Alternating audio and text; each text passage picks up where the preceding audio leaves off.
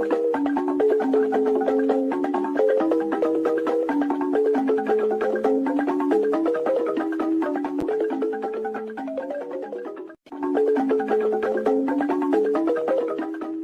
have no mercy for those that come to disrupt the restoration of this struggle. We don't negotiate with anyone. We will never do that. Because when you do things like that, you encourage the same thing to be inside the government, and they will continue to do what they are doing.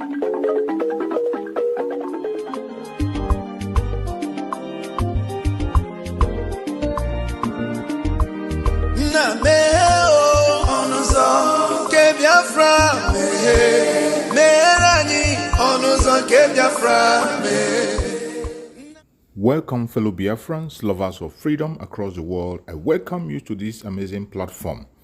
Thank you so much for joining me on today's program, and I wish you a very happy new year. Finally, we are now in the year 2025, and as we proceed in the year 2025, we must not forget that we have a lot of responsibilities. Our responsibility in this platform is to give you information and make sure that you have an update on what is going on in Biafra land, more especially things that has to do with the restoration of independent state of Biafra. Today, I am going to share with you a very important video. Please pay attention to this video. In all the information that we see here, you are going to see that they have started again a new deceit to distract us from the restoration of independent state of Biafra. We must not be distracted. It is either Biafra or nothing. Mazi Nnamdi Kanu said it to us, and he has not changed his mind. If anybody tries to insinuate that Mazi Nnamdi Kanu have changed, that is a lie. Watch this video from beginning to the end. You will understand that the enemies will never give up. And those of us who are focusing on the restoration of Biafra, we must not give up. Do not get distracted, regardless what you hear or what you see. Always remember that it is Biafran first. All eyes must be on the rising sun. Every eye must be on the rising sun. Do not allow yourself to be carried away with things that are happening around you.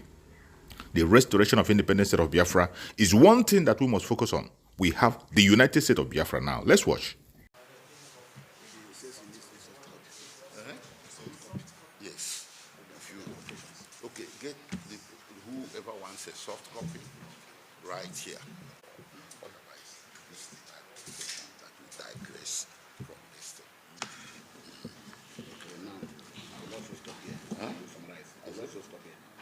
You stop here. Then I may say summary. Don't start yet. Thank you very much. My name is Nnemeke Jofo. I'm one of the lawyers to Mazi Nnamdi Kanu, who is currently under solitary detention at the State Security Service headquarters, Abuja. To be clear, today, the 16th of January 2025, makes it well over 9 years that Mazi Nnamdi Kanu was arrested and detained on trumped-up charges of treasonable felony, publication of defamatory matters, and improper importation of goods into Nigeria. Mazi Nnamdi Kanu pleaded not guilty to the charges on the 12th of December 2015, but was remanded until the 25th day of April 2017, when he was granted bail. That is after 2 years of arraignment, even when the Constitution of the Federal Republic of Nigeria, Section 36 and subsection 5, presumed all accused persons innocent until the accuser, being the federal government of Nigeria, proves such a person guilty.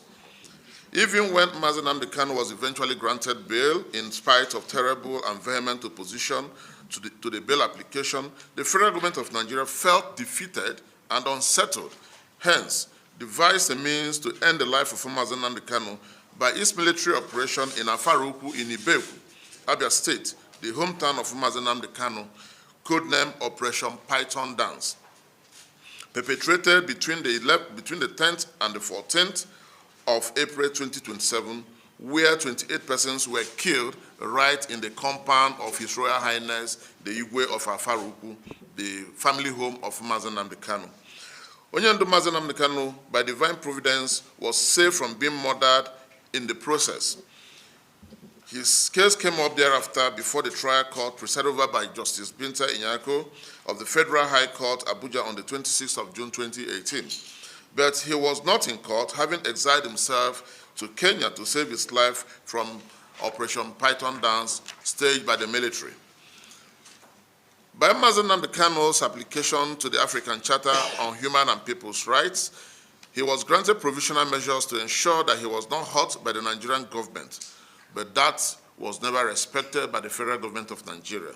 On the 28th of March 2019, the federal government of Nigeria lied to the court that Onyendu Mazi Nnamdi Kanu jumped bail and had violated the terms of his bail and then applied for the revocation of Mazi Nnamdi Kanu's bail, the issuance of arrest warrant against him, and an order forfeiting the bail bond of his sureties.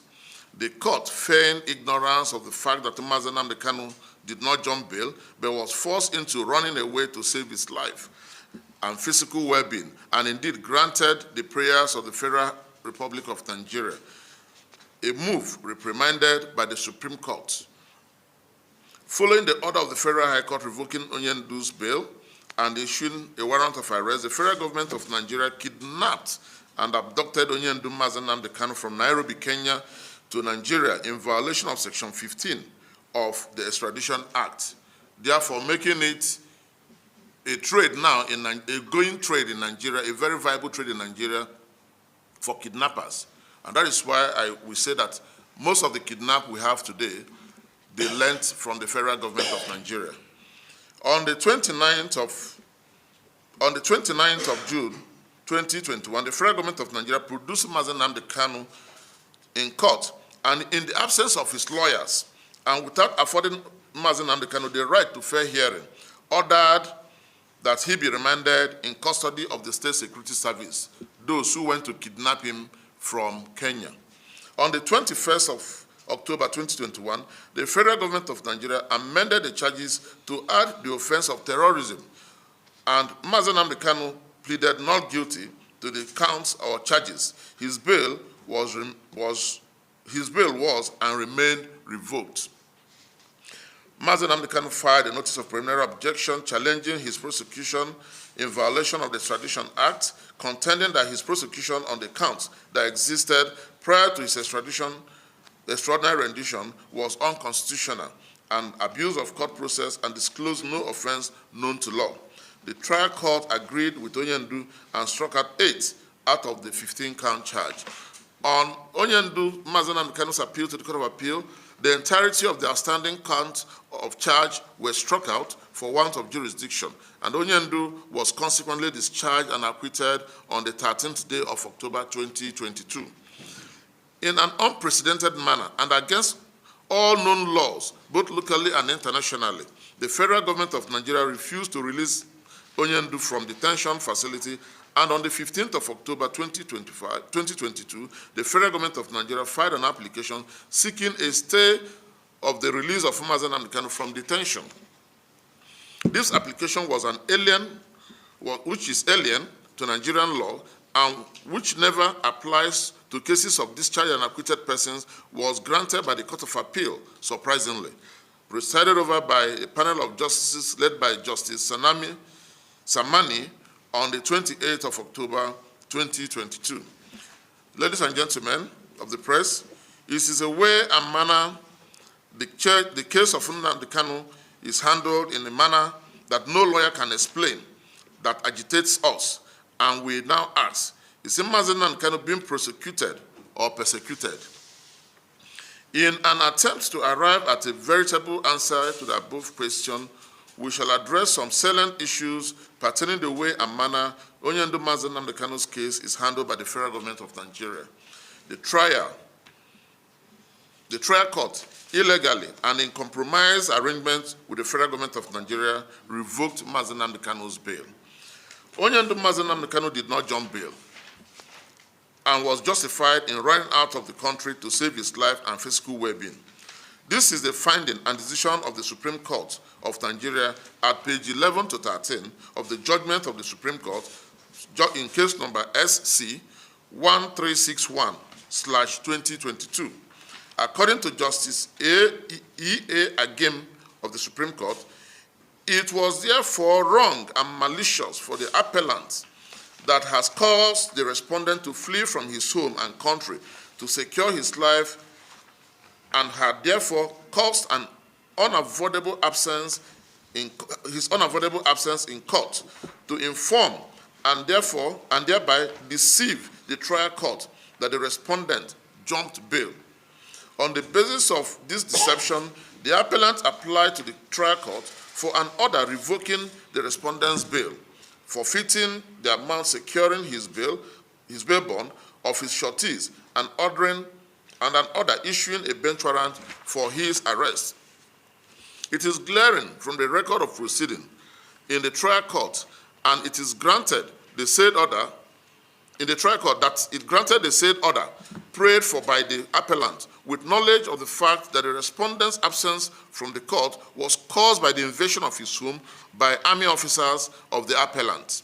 Therefore, the trial court knew that the said extrajudicial and illegal action of the appellant made it impossible for the respondent to be in court for his trial, and the respondent's absence is not intentional or deliberate absence, and that the respondent is not running from prosecution or running to avoid prosecution. The order was made in the false assumption that the respondent jumped bail. See page 10 to 13 of the Supreme Court judgment. Revocation of bail was predicated on the trial court's interest and bias. In its judgment, the Supreme Court is in clear terms condemned the trial court in revoking the bail of Onyendu Mazi Nnamdi Kanu. According to the Supreme Court, after it held that the circumstances of Onyendu Nnamdi Kanu's escape did not amount to jumping bail, it stated thus: in the light of the foregoing, the trial court acted unfairly and without rational and legal justifiable reason by its decision revoking the respondent's bail, forfeiting the amount securing the bail bond of his surety, and its order issuing a bench warrant for his arrest. This is referred to in page 12 to 13 of the Supreme Court judgment. At page 19 of the Supreme Court judgment, the Supreme Court unequivocally held thus: this indifference of the trial court to these unlawful attacks on the person of the respondent and the extreme violation of his fundamental rights while he was in custody of law pending trial rendered the impartiality of the trial judge suspect. Even when it was glaring that the said attack on the home and person of the respondent by the official of the appellant made his further attendance of his trial in the case impossible, the trial court, rather than found that he jumped bail, revoked his bail, and forfeited the bail bonds of his sureties, thereby victimizing the respondent. This is oppressive of the respondent and unfair to him. These are the wordings of the Supreme Court. The trial court ought to hold the federal government of Nigeria accountable for the absence of Onyendu in court and adjourn the case indefinitely until the federal government produces Onyendu in court instead of revoking his bail. It was the decision of the Supreme Court that the trial court did not do what the law expected the trial court to do in the circumstance where the federal government of Nigeria caused the absence of Onyendu in court by her Operation Python dance.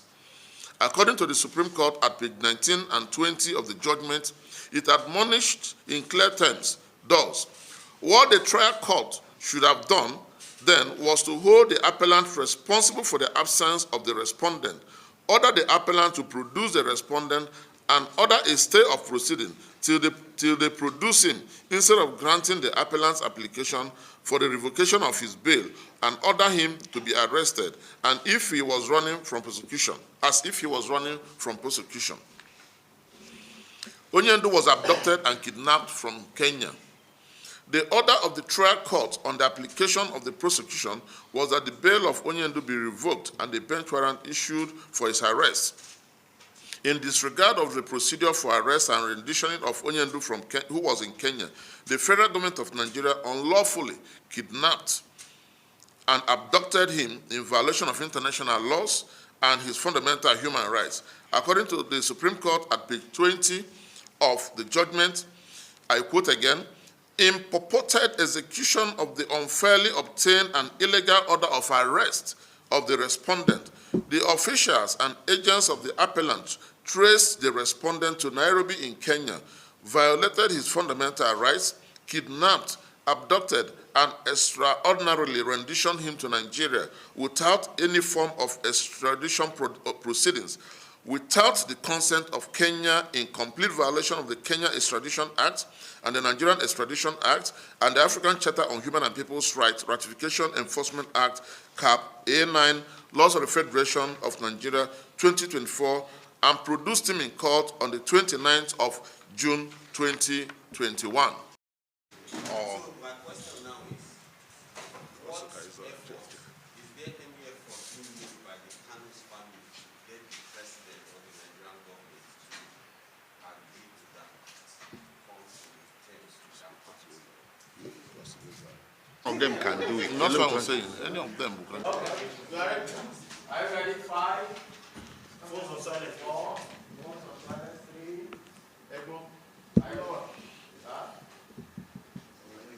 Everybody ready? Yeah. 5, 4, 3, 2, 1, go. Good afternoon, ladies and gentlemen of the media, and welcome to this World Press Conference. Then we call them to zero in. Okay. Yeah. So, You can arrange for it. not clips, food. Mazi Nnamdi Kanu. I proceed by saying that the undue delays in the hearing of Mazi Nnamdi Kanu is unprecedented. There is concerted effort by the federal government of Nigeria and the judiciary not to hear and determine Nnamdi Kanu's case and appeals on time. Instances abound. But we are saying that normal cases were filed are usually taken. But when it comes to Nnamdi's case, it is different. On the 24th day of September 2024, Justice Nyako of the Federal High Court Abuja made an order recusing herself from the case of terrorism leveled against Mazi Nnamdi Kanu before her court, and sent the case back to the Chief Judge of the Federal High Court for reassignment to another judge of the court. It is getting to 5 months since the court made the order. There is no such reassignment by the Chief Judge to date. To the federal government of Nigeria, insofar as Mazi Nnamdi Kanu remains in DSS custody, trial can go to them.